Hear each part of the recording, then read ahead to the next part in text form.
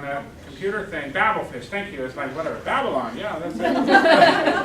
And we can look it up, and then because Spanish is very transparent in regards to the phonetics of it, that we can even attempt to pronounce it. Have you ever tried to speak Urdu? I haven't, but I hear it and I'm thinking, oh my goodness, or Vietnamese? We have a huge population of Vietnamese in this area. How do you then work with groups that you don't have that quick access to? I want you to challenge yourself to think about what would you do in that circumstance. Okay? It's not very personable, but yeah, you're right. But they would appreciate the fact that you're attempting, right? What's another thing we could do? If we're in that kind of situation, what would we do?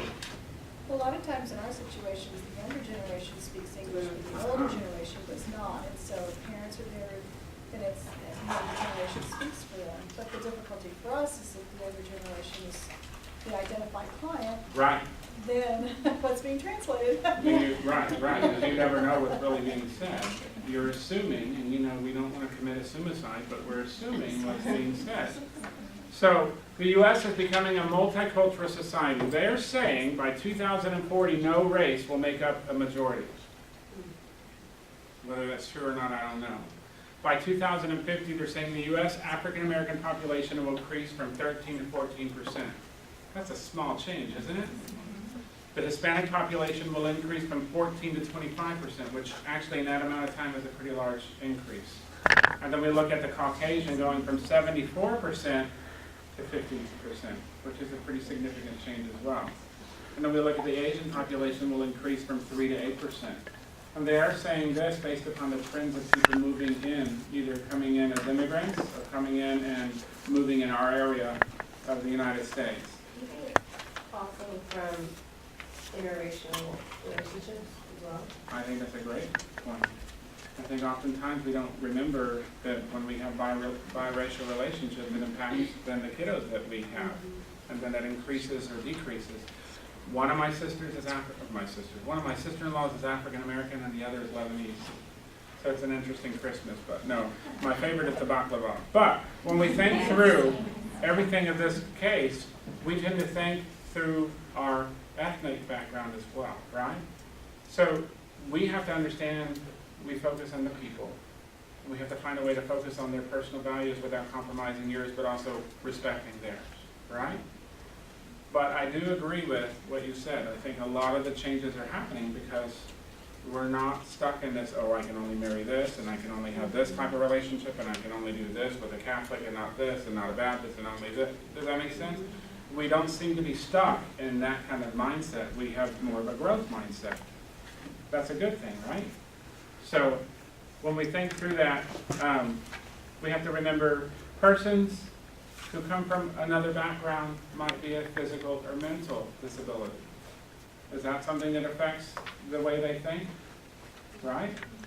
So persons with physical and mental challenges comprise the largest minority in the United States with approximately 50 million individuals and almost 20% of the population. But we often only think about things related to their race, right? About 25 million Americans identify as gay, lesbian, bisexual, or transgender. Do you think conversations you have might be different with that group? Possibly. According to the 2010 census, the number of Latinos in that little tiny county, look it up. It's tiny. It's 20,000. When we're thinking about that, what I want us to think about this, think about Georgetown and Round Rock. Think about where we were 10 years ago. Think about where we are now. What do we see an increase of?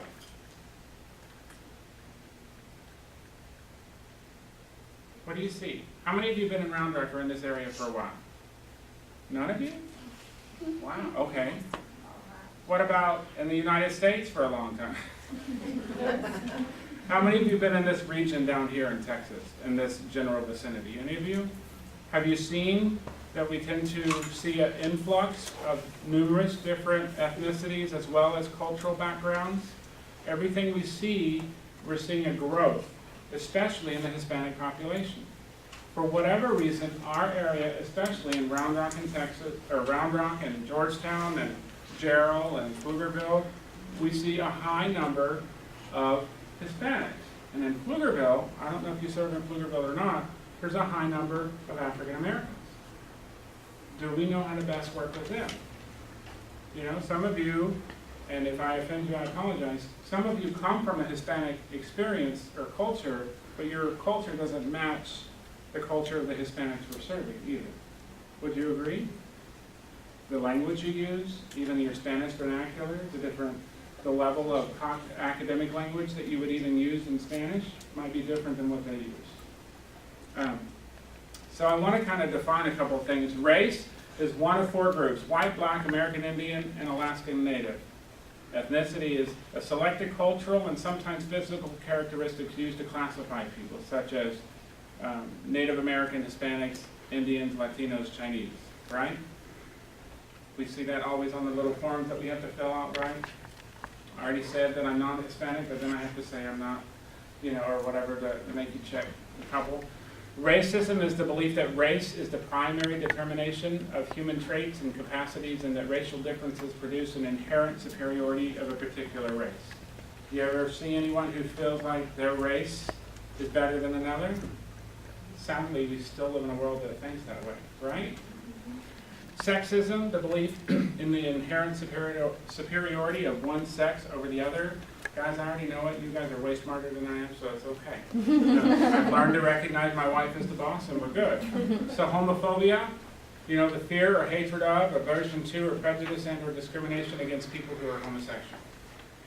You know, the reality is we all have our views about that, right?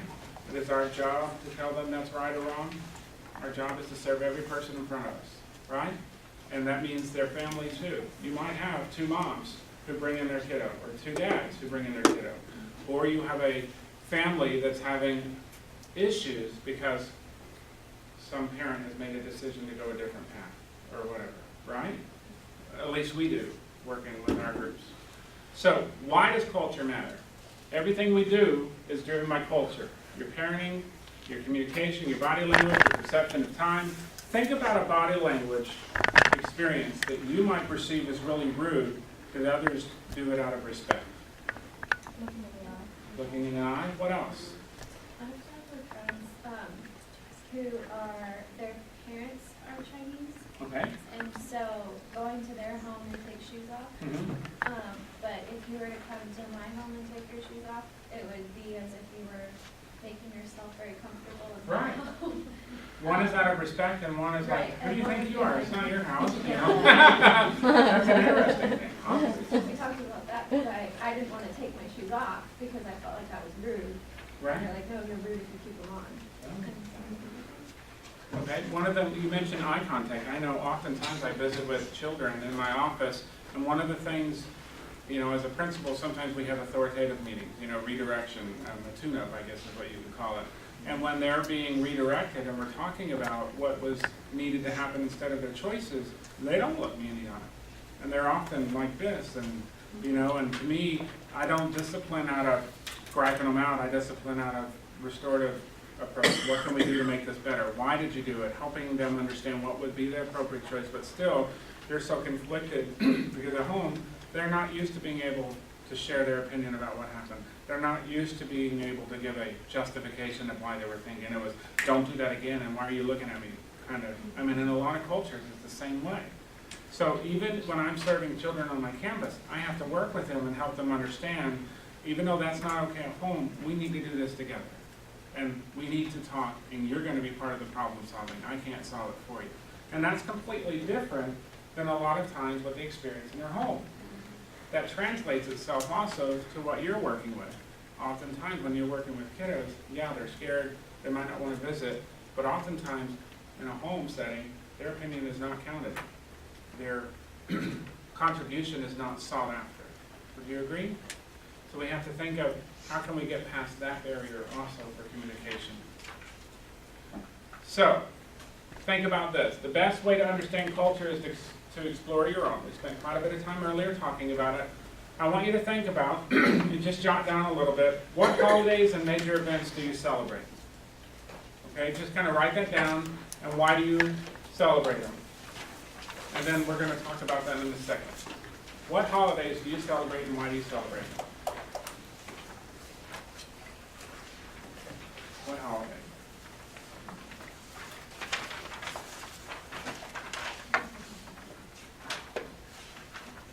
I'm willing to celebrate anything that has really good food.